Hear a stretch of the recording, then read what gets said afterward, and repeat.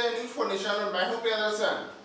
बिहार में सत्तारूढ़ महागठबंधन के लिए सबसे बड़ी मुसीबत शुरू होने वाली है और यह सब हो रहा है आज से, जब ओवैसी बिहार के दौरे पे आ रहे हैं। जी हां, असदुद्दीन ओवैसी अब बिहार के आज से दौरे पर हैं और बिहार के सीमांचल के इलाके में 2 दिनों के दौरे पर आ रहे हैं, जहां वे अल्पसंख्यक वोट बैंक में एक प्रकार से बड़ी सेंधमारी करने की कोशिश करेंगे। दरअसल बिहार का सीमांचल इन दिनों राजनीतिक दलों के लिए हॉटकेक बना हुआ है और लगातार तमाम जो राजनीतिक दल हैं वो सीमांचल में अपनी पैठ जमाने के लिए सक्रिय हैं और इसमें अब AIMIM प्रमुख असदुद्दीन ओवैसी का नाम भी शामिल हो रहा है। शनिवार से यानी कि 18 तारीख से अब 2 दिवसीय दौरे पर असदुद्दीन ओवैसी बिहार आ रहे हैं। उनका यह दौरा 18 और 19 मार्च को राज्य के सीमांचल के जिलों में होगा। ओवैसी के दौरे को बेहद महत्वपूर्ण माना जा रहा है। वे जिस इलाके में आ रहे हैं वहां राज्य का सर्वाधिक मुस्लिम बहुल क्षेत्र है। ऐसे में राज्य के अल्पसंख्यक वोट बैंकों के हिसाब से असदुद्दीन ओवैसी के इस दौरे के कई राजनीतिक दलों की मुसीबत बढ़नी तय मानी जा रही है। अपने दौरे में मुस्लिम समुदाय से जुड़े मुद्दे पर और सीमांचल से जुड़ी समस्याओं को असदुद्दीन ओवैसी रख सकते हैं।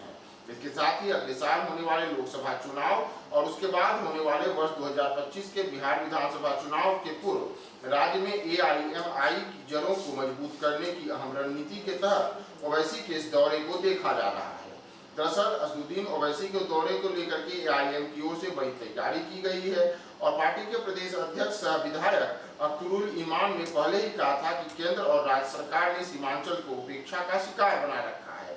इस वजह से अब इस इलाके की जो तमाम समस्याएं हैं उन पर ध्यान केंद्रित करने के लिए सीमांचल के दौरे पर ओवैसी आ रहे हैं। इतना ही नहीं, अख्तरुल ईमान ने यहाँ तक कहा था कि महागठबंधन जो है वह राज्य के मुस्लिमों के साथ में भी विभेद कर रहा है और इसी का नतीजा था कि AIMIM के 4 विधायकों को तोड़कर राजद ने अपने में बना के मिला लिया और अपने आप को राज्य में सबसे बड़ी पार्टी बना ली थी, जबकि वो जो मैंडेट मिला था वह AIM के प्रत्याशियों को मिला था। इतना ही नहीं, उन्होंने यह भी कहा था कि भारतीय जनता पार्टी के नेता और देश के केंद्रीय गृह मंत्री अमित शाह जैसे जिम्मेदार व्यक्ति भी सीमांचल में आए, लेकिन क्षेत्र की बदहाली के लिए एक शब्द नहीं कहा। अब इसी तमाम मुद्दों को लेकर के 18 और 19 मार्च को असदुद्दीन ओवैसी सीमांचल का दौरा करेंगे। उनके इस दौरे को अधिकार पदयात्रा का नाम दिया गया है और ओवैसी जिस इलाके में आ रहे हैं उसकी पहचान, जैसे मैंने आपको बताया, कि अल्पसंख्यक बहुल इलाके के रूप में है, यानी कि पूर्णिया, किशनगंज, कटिहार, अररिया वे जिले हैं जहां लोकसभा की 4 और विधानसभा की करीब 24 सीटें हैं। ओवैसी की पहचान मुस्लिम हितों के लिए देश भर में आवाज उठाने वाले नेता की रही है।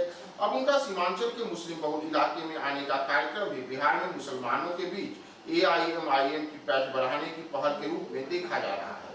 लेकिन उनके इस दौरे में सबसे ज्यादा चिंता बिहार के मुख्यमंत्री नीतीश कुमार और राजद सुप्रीमो लालू यादव को हो सकती है। दरअसल ओवैसी ने वर्ष 2020 के बिहार विधानसभा चुनाव में भी राजद और जदयू को बड़ा झटका दिया था।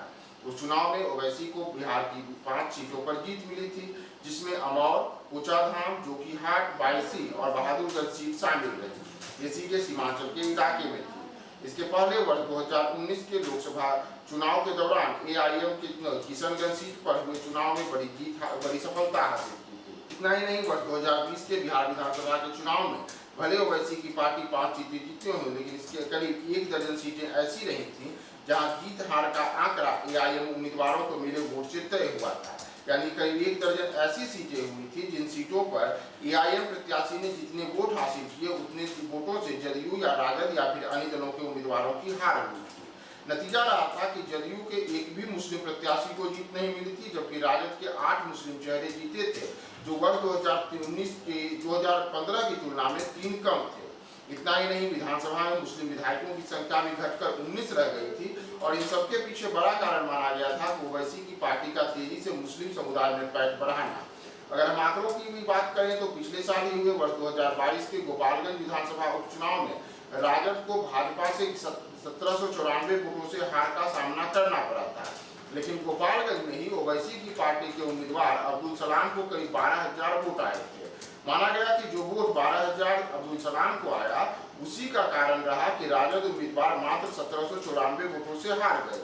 इतना ही नहीं, कई अन्य इलाकों में भी मुस्लिम समुदाय के बीच ओवैसी की पार्टी ने अपनी पैठ बढ़ाई और इन सब से जो सबसे बड़ी चिंता है वह राजद, जदयू, कांग्रेस और वाम दल जैसे नेताओं की, की है। वैसे की यह यात्रा पूर्णिया और किशनगंज जिले के अलग अलग जगहों में होगी। वहीं सीमांचल के मुद्दे और मुसलमानों के हितों की बातों को उठाकर AIM अपने आप को बिहार में मजबूती से आगे बढ़ाने की दिशा में आगे बढ़ सकती है।